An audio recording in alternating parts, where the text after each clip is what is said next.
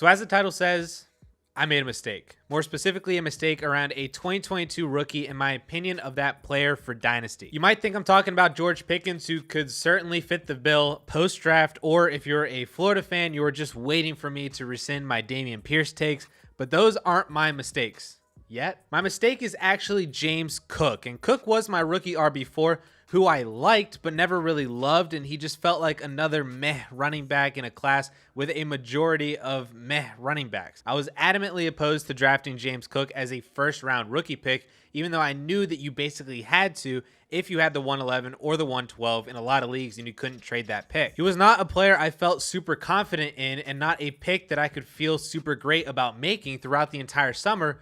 But now that's changing. I was going back through my marker system for running backs in this class a couple days ago and essentially just rediscovered that James Cook is tied for 4th in this class among markers with Kenneth Walker. And if you remove day 3 running backs, Cook is tied for 2nd with Walker behind only Breece Hall. And that should sound obvious, I think, in this class, but I can keep on going. One of the markers that I look for is weight over 200 pounds, and Walker and Hall both hit that, but Cook didn't, as he came in at 199 pounds at the combine, literally 1 pound short of hitting the marker. And had the dude just eaten a cheeseburger before hopping on the scale, he would have hit that, separating himself from Kenneth Walker as the clear RB2 in this class behind Breece Hall.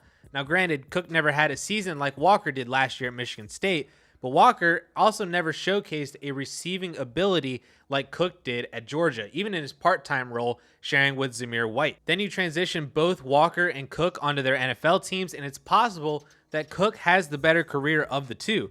Now, situations can change, but as of right now, Cook is on the better team with the better coaching staff and quarterback and has at least a projected receiving workload that is valuable for fantasy football and can help make up for lower overall volume. He is also not currently dealing with a hernia injury, so that's an added cherry on top for the immediate short term. Cook has a really safe floor for fantasy if he is catching 35 or more passes a year, plus an extra 75 to 100 carries over the season. 5 out of the 6 running backs who had 50 carries and 35 receptions last year were top 48 running backs, and 4 of them were inside the top 40.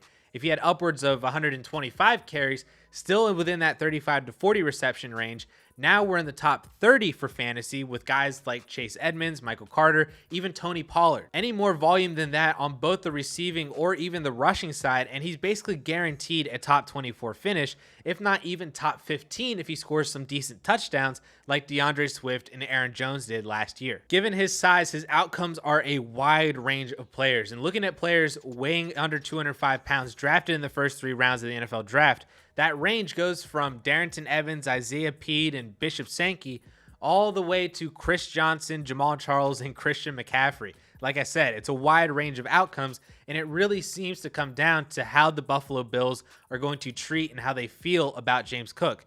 Maybe it's not an immediate payoff in year 1, but Devin Singletary and Zach Moss don't really scare me a whole lot as competition for James Cook. Remember, Christian McCaffrey did not have a great rookie season, especially on the ground, but then he became Christian McCaffrey.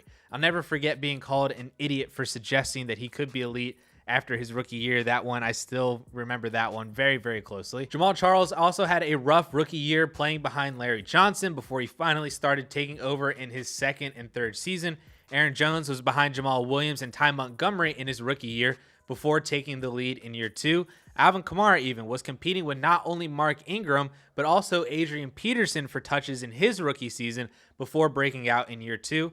And even more recently, we have DeAndre Swift, who was competing also with Adrian Peterson and then Kerryon Johnson in his rookie year and is now being valued as a top 5 dynasty running back. Sure, those guys are all elite running backs, and it's honestly more probable that Cook never becomes that level of fantasy asset.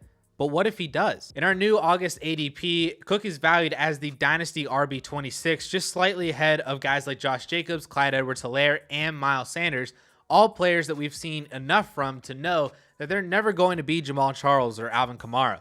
Cook is also still behind Elijah Mitchell, Antonio Gibson, Ezekiel Elliott, and David Montgomery. And while that's a mixed bag of players of age and talent, I still think it's safe to say that Cook has the highest ceiling of them all right now and is at a minimum 2 years younger than that entire group. If you ask me if I'd rather have Tony Pollard or James Cook, I would rather have James Cook. Would I rather have rising star Ramondre Stevenson or James Cook? I would pick James Cook. Looking at some recent trades from the DLF Trade Finder, you have Mike Williams for Cook and a second. I'll take the Cook side.